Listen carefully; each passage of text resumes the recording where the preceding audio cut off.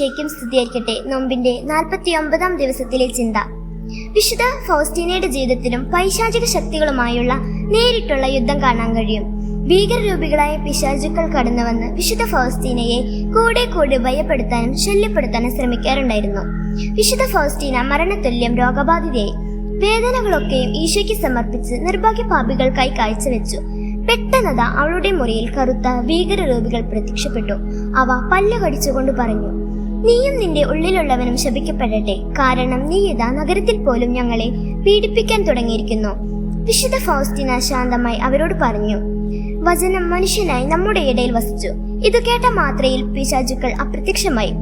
ദൈവവചനവും ദൈവത്തിന്റെ നാമവും വിളിച്ചപേക്ഷിക്കുന്നവർക്ക് അത്ഭുതങ്ങൾ പ്രവർത്തിക്കാൻ സാധിക്കും.